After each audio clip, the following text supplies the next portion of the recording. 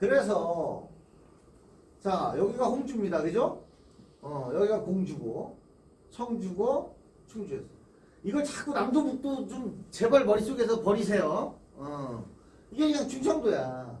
그래서 지금 이건 내가 가상해선을 그려놨는데 요 네 개 거점 도시를 기준으로 이렇게 뭐 이렇게 잘랐는지 난 모르겠어요. 내가 이제 잘라온 거야. 이렇게 해서 여기에 뭐가 있는 거예요?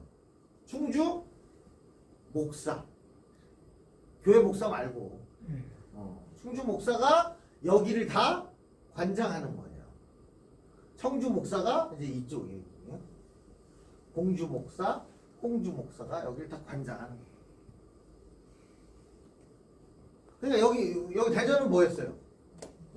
공주 목사의 휘하에 있었던 지역이다. 공주의 속현, 소속된 현이었다. 이 개념을 잡으셔야 돼요. 이해되세요? 예. 뭐 어려울 건 없죠. 네.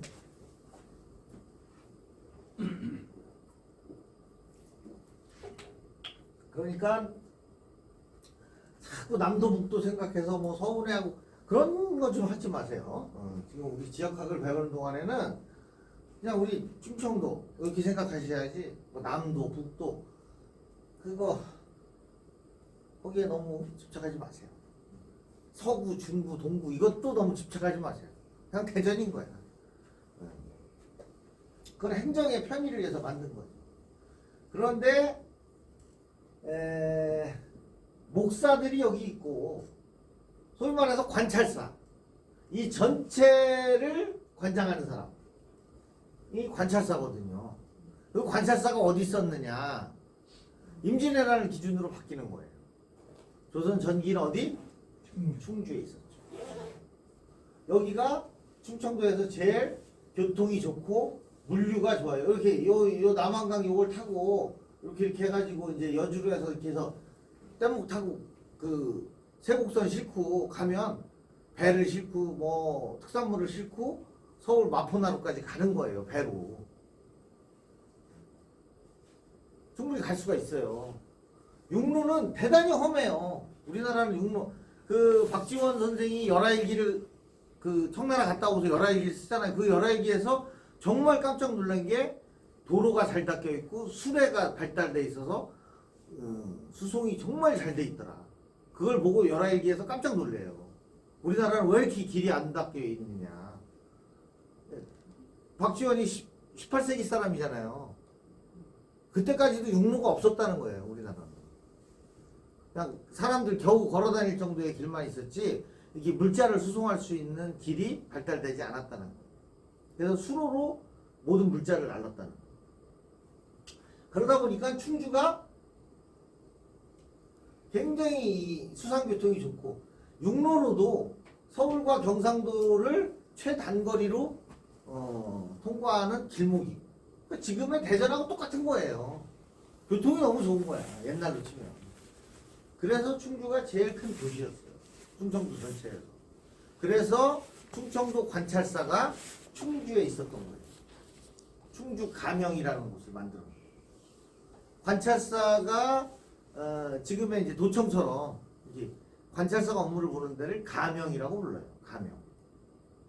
그래서 이제 충주에 있던 가명. 그러다가 이제 뭐예요?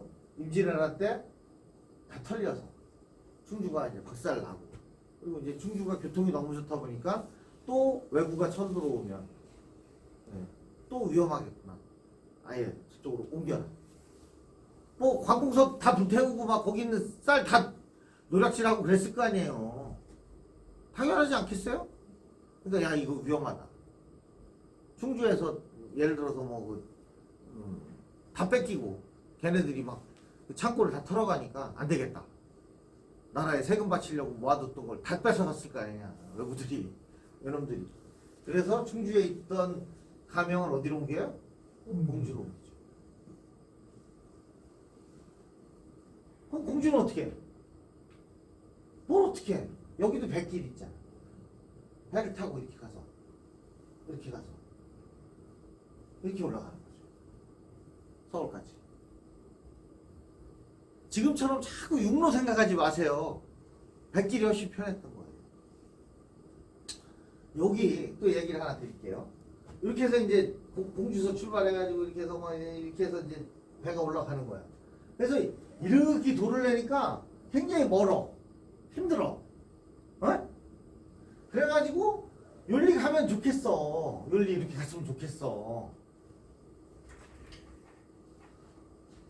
여기 이렇게 해서 이렇게 갔으면 좋겠는 거예요. 여기 여기서부터 여기를 운하를 만들었으면 좋겠어. 그래서 실제로 여기를 뚫으려고 여기 태안 여기 있잖아요. 제일 짧은데 여기를 저기 해로를 뚫으려고 운하를 만들려고 조선시대 내내 엄청나게 궁리를 하고 실제 공사에 착수하고 그랬었어요. 그러다가 이제 그때 당시에 토목기술력으로 안 되는 거야 이게. 그래서 결국은 포기를 하고 무슨 일이 일어났냐면 여기 이 섬이 뭐예요? 여기서부터 여기 이 섬이 안면도? 안면도 네. 무지하게 큰 섬이거든요. 이 안면도가 조선시대까지만 해도 섬이 아니었어요. 이렇게 붙어 있었어요. 해안에서 이렇게 육로로. 근데 지금 그 안면도 다리 가보셨어요? 여기 태안 남면에서 안면도 가다 보면 다리 하나 건너가잖아요. 한 200m 될까? 기억나세요? 다리 지나가잖아요. 그 다리 지나가면 그때부터 이제 섬이 된 거 아니야. 사실은 이게 붙어 있었어요. 요게 붙어 있던 건데 여기를 끄는 거야. 그래서 안면도로 섬을 만든 거예요. 인조 때. 그래서 이렇게 가서 그 전에 이렇게 돌아다닌 거 아니에요. 그걸 그리고 이쪽에 가면 풍랑이 센데 여기는 호수 같잖아. 요렇게 다닌 거야. 이렇게 해서 어디 갔어? 요렇게 좀 훨씬 줄어드는 거잖아. 이렇게 가는 것보다 이렇게 갔어요. 그래서 안면도가 섬이 된 거예요. 인조 때. 그래놓고는 이제 다시 다리를 놔갖고 다시 연결을 시킨 거지. 밑에 바다는 지금도 뚫려 있는 거고 다리를 놔서 연결시킨 거죠. 그런 일이 있었어요. 이 얘기도 처음 들으시죠? 이것도 인터넷 보고 찾은 거예요. 난 그런 거 찾는 게 되게 재밌대 나는. 안면도가 왜 섬이 됐나 뭐 그런 걸 찾아보다 보니까 그런 얘기가 나오더라고요. 난 너무 재밌어. 나만 아는 것도 재밌지만 이렇게 와서 얘기해 주면 처음 들어요 하는 게 더 재밌어. 그래서 아무튼 그래서 충주에서 공주로 이제 이 충청도 전체의 수부도시라고 그러죠. 이게 넘어온 거예요. 그러면서 전기에는 충주, 후기에 들어서는 이제 공주가 대도시로 성장하는 거죠. 그러다가 기찻길이 오면서 이렇게 왔어야 되는데 기찻길이 이렇게 휘면서 대전이 뜨고 공주에 있던 관공서가 도청을 비롯해서 관공서가 대전으로 오면서 여기는 완전 시골로 올라가랬죠. 그렇게 된 거예요. 찾아보니까 재밌더라고요. 그래서 정말 불과 100년 사이에 공주와 대전의 운명이 이렇게 바뀐 거고 또 전기와 후기의 충주와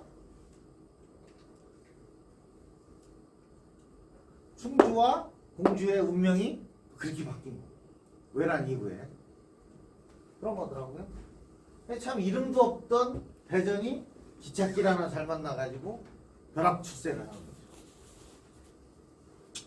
자, 이 얘기를 좀 해드릴게요. 그래서 아까 그 얘기인데 이게 이제 딴 데는 다 왜 남북으로 갈라놓고 왜 여기는 동서로 나눴느냐는 거죠. 그래서 저도 이제 여러 가지 생각을 했는데 남북으로 나누면 이렇게 나누면 북쪽에는 충주밖에 없는 거야. 도시가 변변한 도시가. 그리고 나머지는 다 남쪽에 쏠리는 그런 것 때문에 그러지 않았나 싶기도 하고 또 충청도 땅이 좌우로 넓잖아요. 다른 데보다. 예. 그런 것도 있지 않나 싶기도 하고 여튼 그래서 이렇게 나눈 거예요. 이렇게 나눈 거죠. 이렇게 나눴어. 근데 그 행정을 위해서 나눈 선이 100년 동안에 사람들의 마음을 이렇게 갈라놓을 줄은 전 몰랐어요. 제가 이제 고향이 충북인데 지금도 충북 사람이라고 그래 나한테. 충청도 사람으로 하고 안 하고 그냥 충북 사람이래 여기서. 물론 서울 가면 그냥 충청도 사람인 거지. 그리고 뭐 충북은 어떻고 충남은 어떻고 왜 이렇게 갈르는지 몰라. 하여튼 그래요. 그래 이제 우리만 동서로 갈랐어. 근데 충청 좌도와 우도로 명명을 했는데 좌도와 우도는 행정적인 경계선은 아니었던 것 같아요. 군사 경계선이에요. 군사적인 시스템을 관장하는 걸로 나눴던 걸로 저는 그렇게 알고 있는데 여튼 좋아. 좌도 우도가 됐든 뭐 동도 서도가 됐든 남도 북도로 나눴어요. 나눴는데 왜 여기를 남도라고 그러고 여기를 북도라고 했느냐에 대해서 지금부터 한번 생각나는 대로 말해보세요. 선생님 왜 그랬을 것 같아요? 생각나는 대로. 잘 안 떠오르세요? 우리 선생님 한번 말씀해주세요. 왜 그랬을 것 같아요?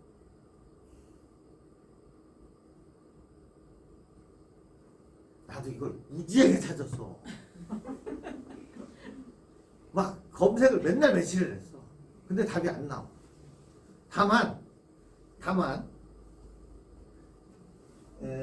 충주가 공주보다 한참 북쪽에 있잖아요. 네? 그래서 남도 북도가 됐다라는 얘기가 가장 유력하더라고요. 근데 그것도 뚜렷한 답은 아니야.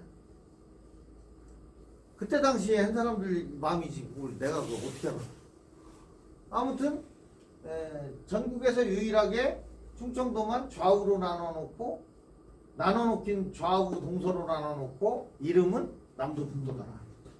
도시 기준으로는 남북으로 딱 나눠져 있잖아요. 대전은 밑이고 충주는 위로 해가지고 항상 위로 생각했던데 좌우로 생각이 안 되고 대전에서 출발할 기준으로 볼 때는 그렇죠. 근데 뭐 하여튼 지금도 고속도로가 이렇게 잘 나 있고 내 차 끌고 다니는데도 태안 한번 갔다 오려면 마음이 멀잖아요. 아유 태안 언제 갔다 와 이렇게 하는데 옛날에는 어땠겠어요? 옛날에 진짜 어땠겠어? 옛날에 태안이 집이고 대전에서 뭐 고등학교 다니려고 했던 사람들 얘기 들어보면 직행 타고 옛날에는 직행이 왜 가다가 다 쓰잖아요. 다 쓰고 이제 서산이나 공주나 이런 데 좀 큰 동네 오면 버스 터미널에 대놓고 사이드 딱 당겨놓고 아저씨 내려서 담배 피고 그 안에 이제 소쿠리에다가 뭐 오징어 들고 가서 껌 잡지하고 뭐 썬데이서울 같은 거 팔고 또 어떤 분 갑자기 올라와서 시계 나눠주고 번호표 나눠주고 뭐 시계 몇 번 당첨되셨습니다 그래가지고 뭐 오늘 행운의 번호 뭐 이게 원래 2만원짜리인데 오늘 단돈 3,000원에 된다고 시계 팔고 다 기억나지 않으세요? 예. 그런 식. 그 여기 막 서산 태안서 여기 올라오면 6시간 7시간 걸렸다가 버스 타고 징그럽지 아주.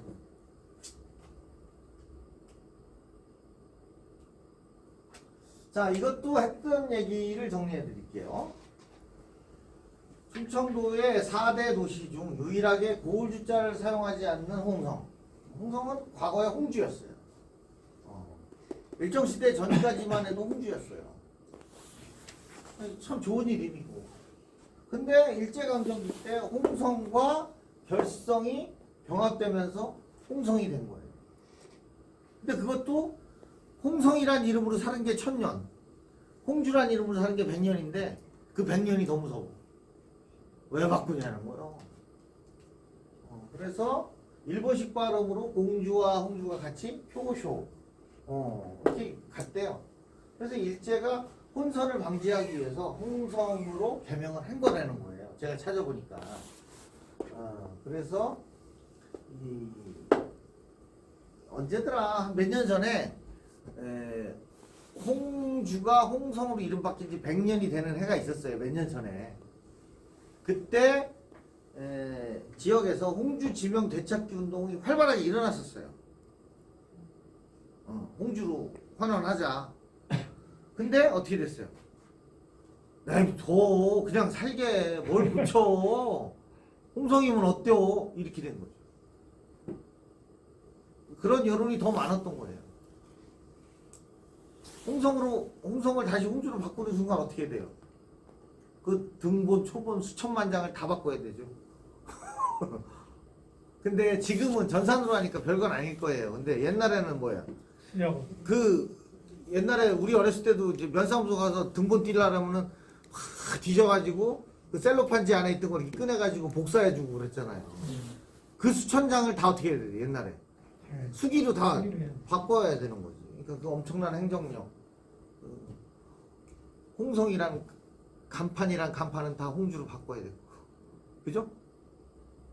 뭐 무슨 새마을운동 홍성군 협의회 했던 걸 홍주군 협의회로 바꾸려니까 그 간판 값이 어마어마. 그래서 나이부터 그랬던 거죠. 그런 일이 있었어요. 충청도 사람이요. 어디 가서 욕먹진 않아요. 그렇지 않아요? 충청도에서 왔다, 대전에서 왔다 그러면 뭐라 그래요? 양반입니다. 아유, 존대서 왔네요. 이렇게 하지 않아요? 근데 그건 아마 그 앞에서만 그럴지도 몰라요. 앞에서만 그럴지도 몰라요. 맞아요. 그럼 뭐예요? 대뜸 멍청도네 그러더라고요.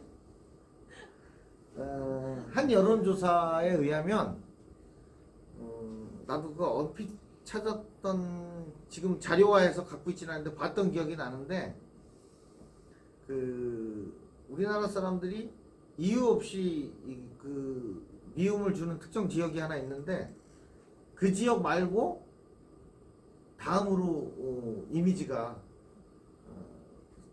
좀 잘 이미지가 잘 구축되어 있지 않은 데가 충청도더라고. 충청 사람도 그렇게 이미지 좋지 않은 모양이더라고. 근데 그건 쓸데없는 소리지. 우리는 이 지역에 사는 자긍심이 대단하죠. 나 같은 경우에는 대단해요. 내가 충청도 사람이라는 것에 대한 자긍심이 난 엄청나요. 그러니까 이런 것도 찾는 거야. 누가 안 가르쳐줘도 막 찾아보는 거야. 자, 왜 충청도가 충절의 고장이에요?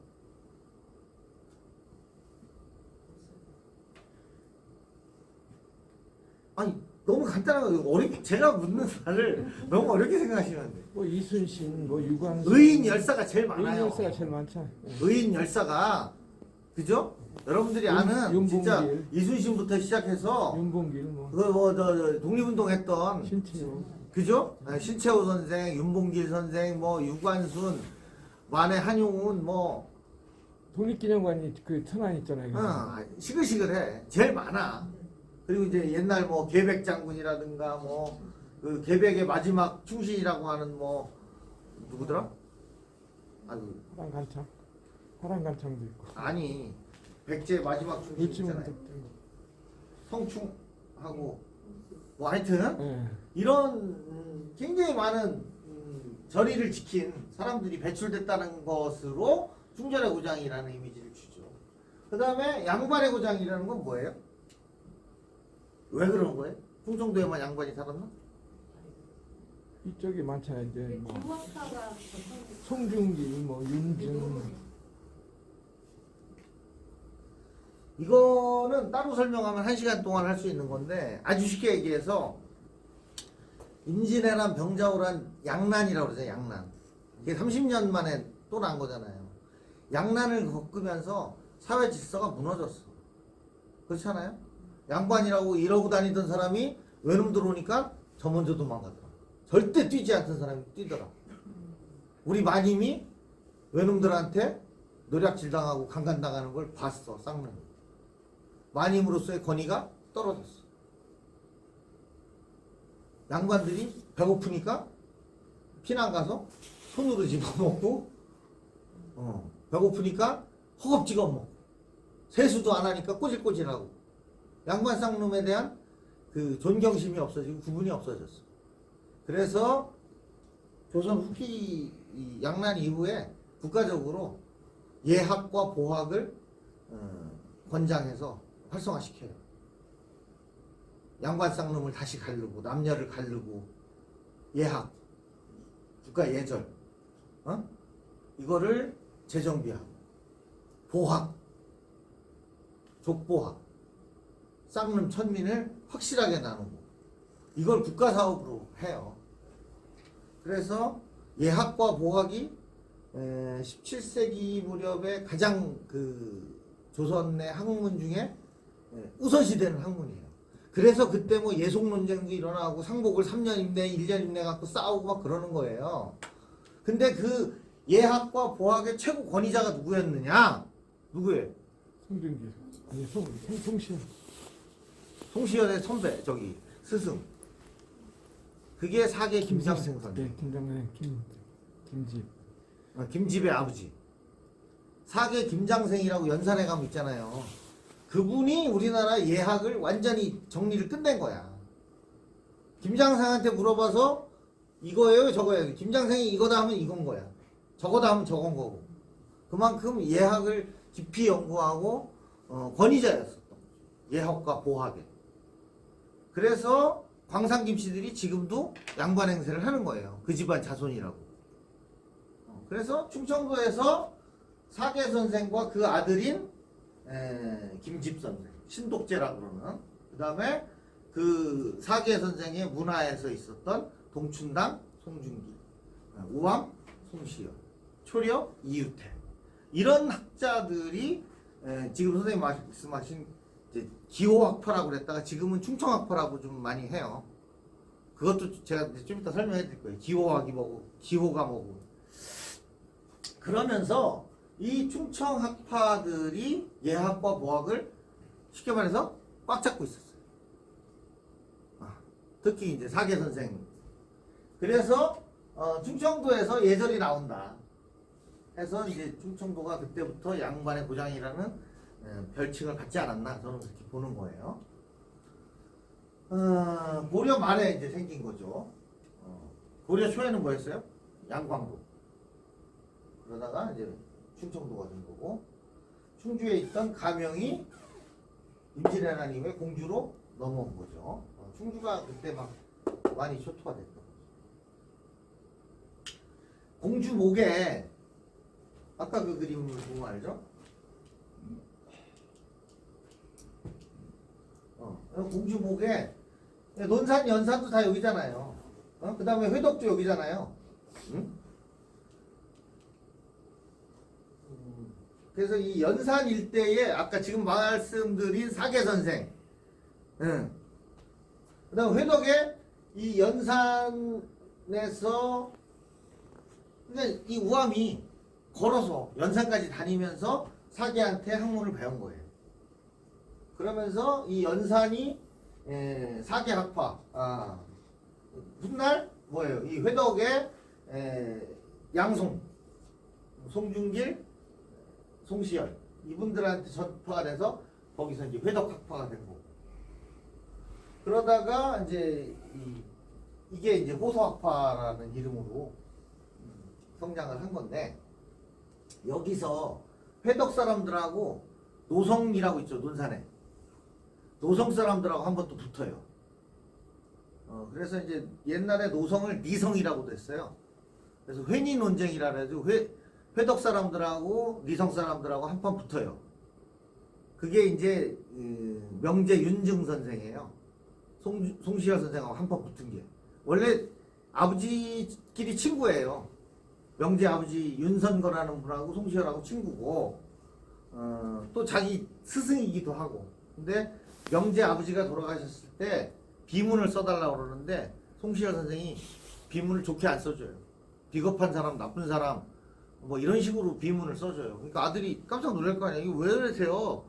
스승님 왜 그러세요? 잘 좀 써줘요. 그랬는데 또 그렇게 썼어 보네. 근데 그게 이제 호란 때, 병자호란 때 윤선거 선생이 뭐 강화도에서 인주를 제대로 안 모시고 이렇게 뭐 혼자 몰래 빠져나갔다나 뭐래나 그런 사건이 있었어요. 그걸 이제 송시에 대는 거야. 그러면서 니네 아버지는 의로운 사람이 아니야. 그래서 비문을 계속 써주는 거, 그렇게 써주는 거예요. 그래서 윤증 선생하고 송시현 선생하고 이제 등적. 그래서 이제 이 노론에서 소론이 갈려져 나가요. 그런 게 있어요. 그래서 이제 연산, 회덕, 그다음에 이제 노성, 여기가 충청도 양반 그 충청학의 세 가지 거점이 되는 거예요.